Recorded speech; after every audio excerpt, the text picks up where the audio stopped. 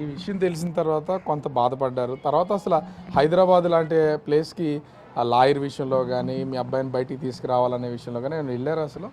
అదే కనుక్కున్నారా మీరు? నేనేం కనుక్కోలేదు సార్. నిన్న కాక మొన్న పోలీసులు ఫోన్ చేశారు. క్రైమ్ చెక్స్ నుంచి మాట్లాడుతున్నాండి హైదరాబాద్ అన్నారు. నమస్కారం సార్, నేను రవి వాళ్ళ నాన్నండి అన్నాను. అంటే ఎమ్మంది రవి నాన్నండి అన్నాను. అంటే ఒకసారి మాట్లాడుతున్న మీ నా అబ్బాయి ఇచ్చారు, ఫోన్ ఇచ్చారు. ఇస్తా నాన్న బాగున్నావు, నేను బాగానే ఉంటాను బాబు, నాకేమి నువ్వు బాగుండు, ఎందుకు మనకు తలనొప్పులు, మనకు దేవుడు ఎట్టింది మనకు చాలు, ఎందుకు నేర్పిన బాధలు పనికి మన పని చేసుకోవడం అంటే నేను బాగానే ఉన్నాను, నువ్వు బాగుండు అన్నాడు. సరే ఏం చెప్పాడు? ఇదే చెప్పాడా మీతో మాట్లాడింది? ఆ మొక్కే నువ్వు బాగుండు, నేను బాగానే ఉన్నాను అన్నాడు. అయితే నాకు ఒక ఐడియా వచ్చింది మొన్న. అయితే అదే నెంబర్ నా సెల్లో ఉంది కదా, ఆ నెంబరు మళ్ళీ తిరిగి వాళ్ళకి రింగ్ చేశాను. 11 తర్వాత చేశాను. నేను రింగ్ చేస్తే ఎత్తలేదు. మళ్ళీ రెండోసారి చేశాను, ఎత్తలేదు. ఊరుకున్నాను. ఊరుకొని 2:30 అయింది, వాళ్ళు ఫోన్ చేసుకొచ్చారు. చివరి నెంబర్లో కొద్దిగా గుర్తుంది. వాళ్ళే అనేసి నేను సార్ నమస్తే సార్, నేను మంది రవి వాళ్ళ నాన్న సార్. తెలుసు అన్నారు ఆయన. తెలుసు అంటే ఒకసారి మా అబ్బాయితో ఒక అర నిమిషం మాట్లాడుతాను సార్ అంటే ఇచ్చారు, ఫోన్ ఇచ్చారు.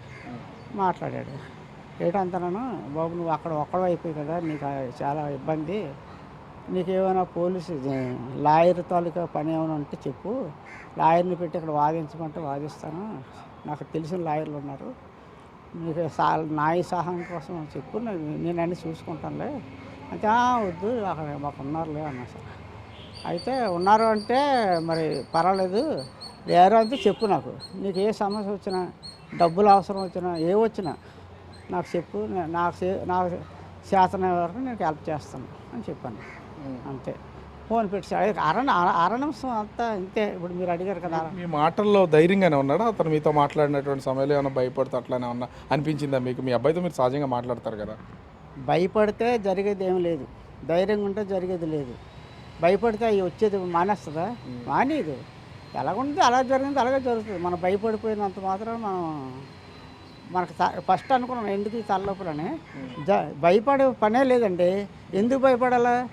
మనం భయపడామనుకోండి అదంతా తీసేస్తారా? తీసిరు కదా. భయపడడం ఎందుకు? ఎలా జరిగింది అలాగే జరుగుతుంది. దానికి మన బాధ్యులు కావు ఇంకా మనం. కానీ అంటే మీ అబ్బాయికి సంబంధించి కూడా ఒక పక్కన పోలీసులు ఇన్వెస్టిగేషన్ చేస్తున్నారు. సినీ పరిశ్రమలో పెద్దలందరూ ఒకటైపోయి మీ అబ్బాయిని ఎన్కౌంటర్ చేయాలని ఒక నిర్మాత సి కళ్యాణ్ అన్నాడు. అసలు మీకు ఈ విషయం తెలుసా? ఏమంటారు అసలు? నేను ఇంకో ఛానల్ వచ్చారు, వాళ్ళు అడిగారు, అదే చెప్పాను. ఫస్ట్ ఆ సి కళ్యాణ్ బలిసిపోయి ఉన్నాడు, పందికొక్కలా ఉన్నాడు చూశాను నేను, ఆయన ముందు ఎన్కౌంటర్ చేసేయాలి. ఎన్కౌంటర్ చేస్తే ఆ బాధ ఏమిటో ఆయనకు తెలుస్తుంది. ఆడేవాడండి చేయడానికి, ఎన్కౌంటర్ చేయమని చెప్పడానికి చట్టానికి ఆడు నేను చెప్తే చట్టం చేస్తుందా? ఆడొచ్చి పోలీసులు చెప్తాను చేసేయమని చేసేస్తారా? నేను చెప్తానని పోలీసులకి నమస్కారం పెట్టి పోలీసులకి ఆయన ముందు ఎన్కౌంటర్ చేసేయండి అని ఏడు సార్. ముందు నేను చెప్తున్నాను పోలీసులు విజ్ఞప్తి, ఆయన ముందు ఎన్కౌంటర్ చేసేయండి అని. కాబట్టి నాకు ఇలా గెలితే నాకు తెలుస్తుంది, నొప్పి వస్తుంది సార్. మీకు గెలితే మీకు నొప్పి వస్తుంది. ఆ నొప్పి ఏదో ఆ బాధ ఏదో ఆడికి తెలియాలా? ఆడిని ముందు ఎన్కౌంటర్ చేసేయాలా? ఆడు చెప్తే చేసేస్తారా? ఇప్పుడు నేను చెప్పాను చేసేస్తారా? పోలీసులు డిపార్ట్మెంట్ చట్టం అవి మా చెప్తే చేసేస్తారు ఏంటి అని చెప్పాను. అంతే కదండి. మేము చెప్తే చేసారు కదా. వాళ్ళు ఎలా చేయాలో చట్టం తెలుస్తుంది. చట్టానికి ఎలా రూల్స్ అవన్నీ వాళ్ళు పాటిస్తారు. మనం చెప్పినంత మాత్రాన వదిలేమంటే సార్ తప్పు అయిపోయింది మా కుర్రకు వదిలేమంటే వదిలేస్తారా? అలా ఇప్పుడే నేను హైదరాబాద్ వెళ్ళి వాళ్ళ కాలు మీద పడతాను, కాలు మీద పెట్టి దండం పెడతాను. కొన్ని వదిలేస్తారా చెప్పండి, వెళ్తాను. నేను ఒక్కడిని వెళ్ళకపోయినా వాళ్ళు తోడు తీసుకుని వెళ్తాను, మా తమ్ముడిని వాళ్ళని. ఎందుకు జరగదని కష్టపడి వెళ్ళడం. మీ అబ్బాయి ఏమో ఒక అంటే సామాన్య ప్రజల్లో కూడా హీరో అయిపోయాడు. అసలు ఇప్పుడు చూస్తే హీరో అయిపోయాడంటే పేదవాళ్ళు అంటారండి. నాకు ఈ టీవీలు అవి ఉన్నాయి నాకు తెలదు. మీరు అందరూ చెప్పిన తర్వాత ఈ ఐబొమ్మలు అవి విన్నాను, కానీ అంత ముందు కూడా తెలదు. ఇప్పుడు డబ్బున్నాడు ఉన్నాడు, డబ్బుని సిద్ధికైతల్లో చూస్తాడు, అది వెళ్తాడు, సినిమాకి వస్తాడు. పేదోడు ఉంటాడు, పొద్దుల్లో కష్టపడతాడు, ఇంటికి వచ్చేటికి పిల్లలు సినిమా నాన్న పిల్లలు కొంటారు, పిల్లం గెంతుంది. అది తీసుకెళ్తే ఒక 1000 రూపాయలు అయిపోతుంది. ఆడికి ఆ 1000 రూపాయలు అంతే కాయగూరలు అవి కొనుక్కుంటాడు కదా ఒక 6 రోజులు. ఆడుకున్న బాధ ఆడుకుంటుంది. ఆడు చెప్పింది అది కరెక్ట్. ఆడిది మా కుర్రోడు కరెక్ట్ అని కాదు, ఆడు చెప్పింది అది కరెక్ట్. మా కుర్రోడు తప్పు ఒప్పు అని నేను చెప్పను, అది డిపార్ట్మెంటు చట్టం చూసుకుంటుంది. కానీ పేదోడు చెప్పింది మాట కరెక్ట్. ఎందుకంటే ఆడ బాధ ఆడు చెప్తాడు. పేదోడు వెళ్ళలేక తీసుకొని వెళ్ళలేక డబ్బులు పెట్టలేక ఎలాగొస్తుంది సార్. మీరేమో తండ్రిగా ఇక్కడ ఒక చిన్న ఇంట్లో ఉంటున్నారు, ఎవరు తోడు లేకుండా. మీ అబ్బాయి మీద ఏమో వేల కోట్లు సంపాదించేసాడు, ఇట్లాంటి ఆరోపణలు చేస్తున్నారు పోలీసులు పక్కన, సినిమా పెద్దలు ఇంకో పక్కన. వాళ్ళ వల్ల అంటే మీ అబ్బాయి రవి వల్ల మాకు 20,000 కోట్లకు పైన నష్టం వచ్చేసింది అన్నట్లుగా మాట్లాడుతున్నారు వాళ్ళు. సార్ 100 మంది 100 రకాలుగా అనుకుంటారు. నాకు తెలీదు. తెలిస్తే ముందుగా తెలిస్తే ఆడికి గట్టిగా వార్నింగ్ ఇస్తాను. ఆడ విన్నయ్యండి మానేయండి, అది వేరే సంగతి. చెప్పడం మాత్రం మన తండ్రిగా మనం చెప్తాను. ఆడికి గట్టిగా చెప్తాను, నువ్వు ఎక్కడ క్లోజ్ చేసి రాబాయ్, చేసి చట్టానికి లొంగిపో. నక్సలైట్ లాంటి లొంగిపోతే వాళ్ళకి పునరావాసం అది ఇస్తున్నారు, నువ్వు అంత దారుణం కాదు కదా, లొంగిపో. చట్టం నీకు ఉపకారం చేస్తుంది, అపకారం చేయదు, నీకు శిక్షలు కూడా ఉండవు అని అవన్నీ చెబుతాను. మరి నాకు ఏమాత్రం చిన్న క్లూ కూడా నాకు చెప్పలేదు, తెలియదు. 100లో 1% తెలిస్తే నేను ఖచ్చితంగా చెప్తాను. చెప్పడం మన బాధ్యత అండి. ఆడ పిల్లలు తెలియదు, ఏదో వేడిగా చేస్తారు. మీకున్న ఉత్సాహం నాకు ఉంటుందా ఉండదు. మీరు కుర్రాళ్ళు, మీకున్న ఉత్సాహం నాకు ఉండదు కదా. మా వయసులోకి మీరు వస్తారు కానీ మీ వయసులోకి మళ్ళీ తిరిగి మీరు రాలేం కదా. చెప్తామండి, అనుభవం ఉంది, చెప్తాం. మీరేమన్నా పోలీసుల్ని అడగడం కానీ, మీ వైపు నుంచి విన్నపం చేయడం కానీ లాంటివి ఉన్నాయా? పోలీసులు అడగాలి అంటే మేలు జరుగుతుందంటే అడగవచ్చండి. వాళ్ళు మేలు చేస్తారో మీకు మేలు చెయ్యరో అది వేరు. మనం అడిగినంత మాత్రం వాళ్ళు ఏం చేయరు. మీ మీడియా తరపునే మేము పోలీసులు వేడుకునేదంటే ఆడిని ఇబ్బంది పెట్టకుండా ఆడికి ఏదో సులువుగా మీ చేతిలో ఉన్నంత వరకు చేయండి. ఆ పోలీసులు ఇంట్లో పని కాదు కదా. పోలీసులు వాళ్ళకి పై అధికారులు ఉంటారు, వాళ్ళు సమాధానం చెప్పుకోవాలి, వాళ్ళ డ్యూటీలు వాళ్ళు చెయ్యాలి. తప్పు కదా, మన పోలీసులు తప్పు అనుకోకూడదు. కానీ సినీ పరిశ్రమలో ఉన్నటువంటి పెద్ద వాళ్ళు చిరంజీవి, రాజమౌళి, దిల్ రాజు, ఇట్లా సినిమా హీరోలు అందరూ ఒకటైపోయి మొత్తం అంతా తప్పంతా మీ రవిదే, మీ కొడుకుదే అన్నట్లుగా మాట్లాడుతున్నారు. ఏమంటారు దీని మీద? వాళ్ళు 100 కోట్లు పెట్టి బ్లాక్ మనీలు తీసి 100 కోట్లు పెట్టి 1000 కోట్లు పడేసుకుందాం చూస్తున్నారు. 100 కోట్లు పెట్టి 1000 కోట్లు అది సాధ్యం అండి? అది ఎవరికి అలాగే తినే వాళ్ళకే తెలుస్తుంది. ఆడిని వ్యతిరేకిస్తారు. లేబరోళ్ళు, చిన్నోళ్ళు, పెద్దలు ఎవరు వ్యతిరేకించరు. కాబట్టి ఆడు చేసింది మంచి అని అన్నాం.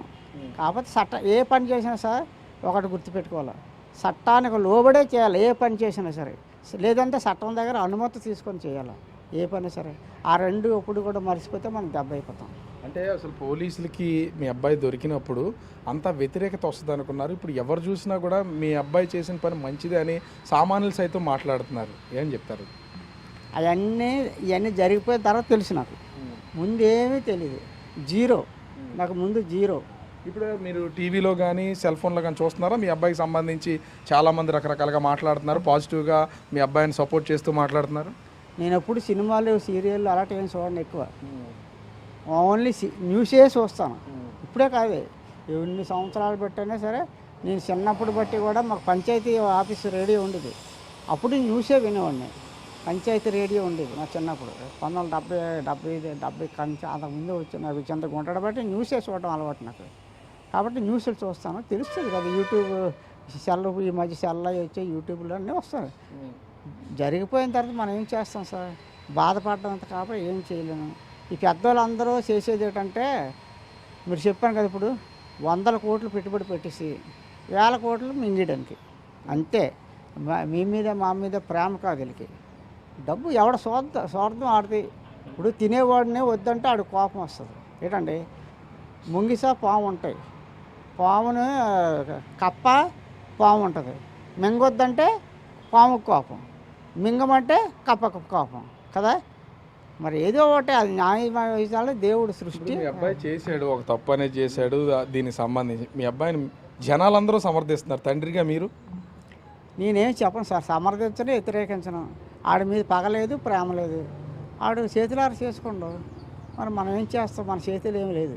చట్టం లెవెల్లోకి వెళ్ళిపోయింది కాబట్టి చట్టం ఏం చేస్తుంది, న్యాయం చేయాలని కోరుకుంటున్నాను. ఆడికి ఇబ్బంది పెట్టకుండా ఏదో ఫ్రీగా కొంచెం ఆడికి ఏదో కొద్ది కనికరించి ఏదో తప్పు వార్నింగ్ ఇచ్చి, అవసరమైతే 2 జలలు కొట్టైనా సరే ఆడిని ఏమనుకుంటా, ఏమి డబ్బులు అన్నీ క్లోజ్ చేయకుండా ఫ్రీగా ఆడిని వదిలేసి, ఆడికి వార్నింగ్ ఇచ్చి వదిలేసి, సార్ ఇంకా ఎప్పుడైనా చేశాడు అనుకోండి, అప్పుడు తొక్క తీసేయాలి.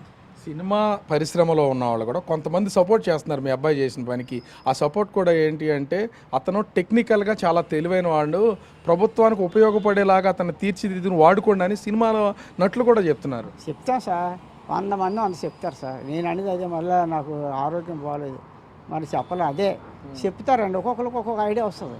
ఇప్పుడు ఓట్ల ఎలక్షన్ ఉంటుంది, అందరూ ఒకటే బుర్ర ఉంటే ఒకడే గెలుస్తాడు.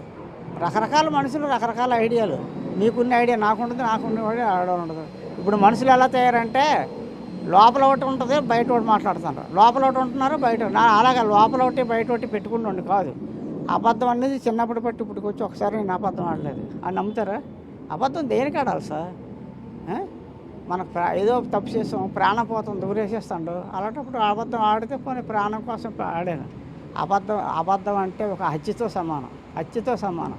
కోవులకి వెళ్ళిపోతారు, తీర్థయాత్రలకు వెళ్తారు, మళ్ళీ తెల్లారులేసి వచ్చేసి అబద్ధాలు ఆడతారు. నేను ఏడు చూస్తానంటే టీవీలు చూడవచ్చు కదా మీరు, పాత సినిమాలు ఎన్టీ రామారావు, రామాయణం, భారతం ఇలా ఉంటాయి కదా, ఓన్లీ రామారావే చూస్తాను. నెక్స్ట్ గరికపాటి నరసింహారావు గారు ఆ ప్రసంగాలు చూస్తాను. ఆ ప్రసంగాలు ఇన్నాళ్ళ ఏబిఎన్ రాధాకృష్ణ గారు రిలీజ్ చేసేవారు. ఆయనకి రాధాకృష్ణ గారికి, గరికపాటి నరసింహారావు గారికి కృతజ్ఞతలు. ఆ రిలీజ్ చేసినందుకు రాధాకృష్ణ గారికి కూడా కృతజ్ఞతలు. అంటే ఇక్కడ ఇప్పుడు మీరు మీ అబ్బాయి రవి మీరిద్దరేనా ఇప్పుడు కుటుంబం అంటే? ఇంకెవరు లేరా? మా పాప ఉందండి, మా అమ్మాయి ఉంది కదా, పెళ్లి చేస్తాం కంచరపాలెం ఇచ్చాను. ఆయన ఎక్కడ ఉద్యోగం చేస్తాడో అక్కడ తీసిపోయాడు. మీ కోడలు అసలు ఎక్కడ ఉంటున్నారు మీకు ఏమైనా తెలుసు? అసలు ఇప్పుడు మిమ్మల్ని చూడడానికి వచ్చారా? వాళ్ళు హైదరాబాద్లో ఉందని తెలుసు. ఆ పిల్ల కూడా హైదరాబాద్ పిల్ల పెళ్లి చేసుకుంటాడు. ఆడికి నచ్చింది చేసుకుంటాడు, నచ్చిందని చెప్పాడు. మా పెద్దలు తీసుకెళ్ళి మా మావయ్య, మా మేనత్త, మా అన్నయ్య, మా వదిన ఇలాగ మాకు మా ఏరకత్తు, ఏరకోడు వీళ్ళందరం వెళ్ళాము. నిశ్చితార్థం చేసాం, వచ్చాం. మళ్ళీ ఇంకో రోజు ముహూర్తాలు ఆలే పెట్టేశారు. పెడితే మేము ఆ ముహూర్తానికే వెళ్ళాము. పెళ్ళి పగలే పెళ్ళి. ఇలా కళ్యాణ మండపం తీసుకుంటారు. ఆ బస్సుకి మా అబ్బాయి బస్సు స్టేషన్ వరకు పంపించాడు. బస్సు ఎక్కాము, తిన్న కళ్యాణ మండపం దించాడు. మళ్ళీ తిన్నగా బస్సు కూడా సాయంత్రం వచ్చింది, మళ్ళీ రైల్వే స్టేషన్లో దించాడు. రైల్లోకి వచ్చాం, మా పని అయిపోయింది, వచ్చాము. మీ కోడల్ని మీ కొడుకుని ఎప్పుడో 2 సంవత్సరాల క్రితం కలిశారని చెప్తున్నారు. మీ కోడల్ని కలవడం కానీ మాట్లాడడం కానీ మీ మనవరాలతో మాట్లాడి ఎన్ని సంవత్సరాలు అయి ఉంటుంది? వాళ్ళు విడిపోయారండి. కోడలకి విడిపోయి ఎక్కడున్నారో తెలదు. హైదరాబాద్ ఏమో నాకు తెలియదు ఎక్కువ. విశాఖపట్నం సందు తెలుసు నాకు. ఏ సందులో ఏ నెంబర్ వస్తుందో డోర్ నెంబర్ నాకు తెలుసు. నేను టెలిగ్రాఫ్ మెసెంజర్గా చేశాను. మీరు విశాఖపట్నం చెప్పండి, ఆ నెంబర్ ఏంటి వస్తుందో నేను చెప్పగలను. కోడలకు సంబంధించిన వివరాలు అయితే ఏమీ తెలియదు, అసలు ఏమీ తెలియదండి, జీరో. ఎందుకంటే అంతకుముందు అంటే ఫోన్ చేసేవాడు మా మనవరాలతో. మా చిన్నపిల్ల కదా ఎత్తుకుంటే చూసేది, యూట్యూబ్లో అదే లైవ్లో చూసేవాడిని. చూసేది, తల్లి నాకు బొగ్గు పెట్టవా అంటే అనేది. అంతవరకే నోరు లేని పసికంది అది. దాన్ని అంత అందంగా ఉంటుందో తెలుసండి బాబా. ఎప్పుడు మీ మనవరాలను చూడాలనిపించలేదా? చూడాలని ఉంటుంది, ఎలాగొస్తుంది? చూడాలని ఉంటుంది సార్. ఇలా ఇంద్రుడిని చూడాలని ఉంటుంది, అవుతుందా? వాళ్ళు ఎక్కడున్నారు, వాళ్ళకి ఈడికి పడదు. ఈయన్ని అడిగితే ఖర్చేస్తాడు. ఇడిపోయిన తర్వాత వాళ్ళ దగ్గరికి నువ్వెందుకు అని అంటాడు. అది పద్ధతే కదా. ఆవిడకి నా నంబర్ తెలుసు, చేయాలంటే చేయాలి, నేను మాట్లాడతాను ఓపెన్గానే. ఈ కేసు వచ్చిన తర్వాత అసలు మీ కోడలు మీకు ఫోన్ చేయడం కానీ ఇట్లాంటిది ఏం చేయలేదా? ఏమీ లేదు సార్, ఏమీ. అది మీరు అడగకపోయినా నేను చెప్తాను. మాకు ఏమీ చాలేదు, నాకు అసలు ఏమీ తెలియదు. ఆ కేసు ఆవిడ తెలుసని కూడా నాకు తెలదు. వీళ్ళందరూ ఇలా పుకార్లు చేస్తున్నారు కానీ ఆ కేసు ఆవిడకి తెలియదో తెలియదు ఇలాగని. అంటే ఇప్పుడు రవిని పట్టించడంలో మీ కోడలు పాత్ర ఉందని చెప్తున్న దాంట్లో నమ్మరా మీరు? ఎలా నమ్ముతా సార్? తెలిస్తేనే నేను ఏదైనా సరే నాకు తెలిస్తే మాట్లాడతాను సార్, తెలియకపోతే నేను మాట్లాడను. 100 మంది 100 రకాలుగా అంటారు, తెలియకుండా మనం మాట్లాడకూడదు. ఆవిడ చేసిందని నేను ఎలాగంటాను? ఇప్పుడు మా బిగ్ టీవీ ద్వారా అసలు మీ మనవరాలు మీరు ఎన్ని సంవత్సరాలు ఆయన చూసి ఇప్పుడు ఏమన్నా చూడాలా ఇట్లా ఆయన అనిపిస్తుందా మీకు అసలు? అంటే ఈ ఒకవేళ మీ కోడలు కానీ మీ మనవరాలు కానీ చూస్తే మా తాతగారిని ఖచ్చితంగా మిమ్మల్ని గుర్తుపడతారు కదా. చిన్న పిల్లండి, మొన్న 2018 ఆగస్టు 15 పుట్టింది అది. ఇప్పుడు ఎంత వయసు? అయితే ఆ పుట్టిన తర్వాత పెళ్ళి అయిన తర్వాత వాళ్ళిద్దరు వచ్చారు. పెళ్ళి అయిన తర్వాత మళ్ళీ పాప పుట్టిన తర్వాత పాప తీసుకొని వచ్చారు ఒకసారి, ఇంకోసారి మళ్ళీ వచ్చారు. సింహాసనం వెళ్ళాం, తలా తీసాం, అంతవరకే. అప్పటికి చిన్నపిల్ల 2 ఏళ్ళు లోపే, 2 సంవత్సరాల లోపే. దాదాపుగా ఒక 7 ఏళ్ళు వచ్చి ఉంటాయి బహుశా.